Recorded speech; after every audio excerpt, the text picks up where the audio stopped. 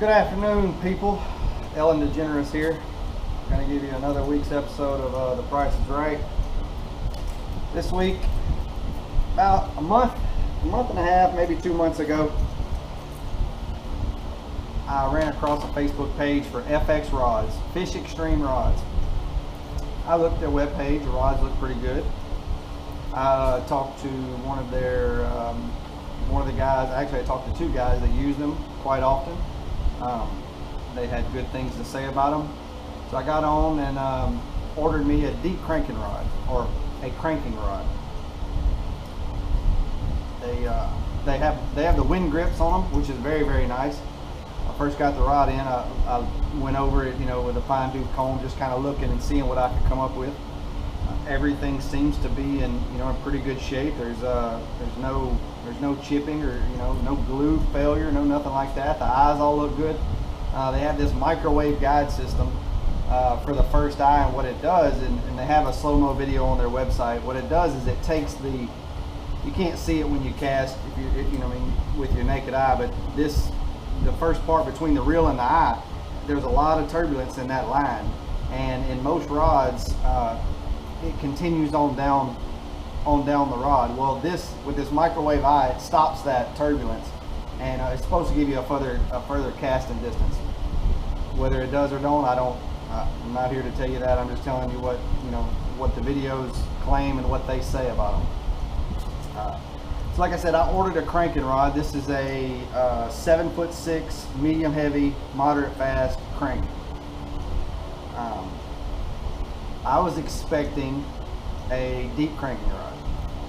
I believe this, I don't want to say that. I was thinking this is the only one that said cranking on their website. I may be absolutely wrong about that. So anyway, that's what I ordered. I ordered a cranking rod thinking that I was going to get a deep cranking rod. Well, when I got it here, took it out of the box, like I said, I looked at it and I knew right off the bat that it wasn't going to be very good for a deep cranking. It's a little too soft on the end for that. I actually tied a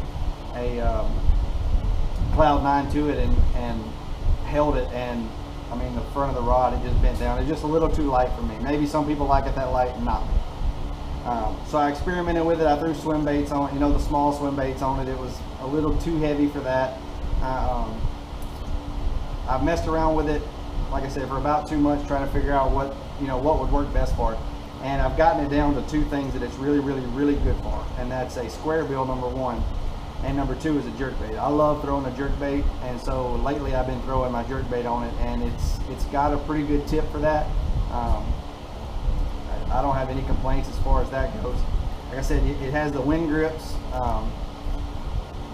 really nice.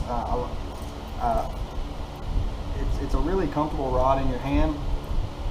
One of the things that I didn't like, and this is strictly personal preference, I like a hook keeper or a bait keeper that's open on one end. The way they have theirs is it's closed, and a lot of rod companies do. They have it where it's just a little square, a little loop on the bottom, and it's completely closed off. And the reason I don't like that is because if I'm fishing a soft plastic, or I guess it would all be soft plastics, I have to unhook my bait to put it through there. I don't necessarily want to do that. I like to just be able to hook it on there. So I actually took some snips to this rod and I cut one end of it off so that it is open. It was a pretty good idea for a while until I stuck my finger in it and learned a little lesson there.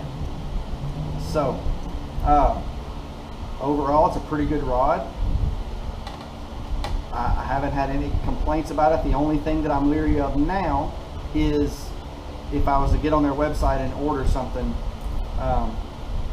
I would have to pay really close attention to what I was ordering. I said, I just seen this and assumed that it was deep cranking, and it's not deep cranking, not for my preference. So they're a new company out on the market. They actually have a custom rod building section where you can log on, pick your blank, you can pick your eyes, you can pick your reel seat, you can pick your handle, you can pick everything from start to finish, and they'll build it for you, which I thought was pretty cool. But this rod, I believe, was $139, I believe is what I paid for it. So a decent price point for a pretty good rod.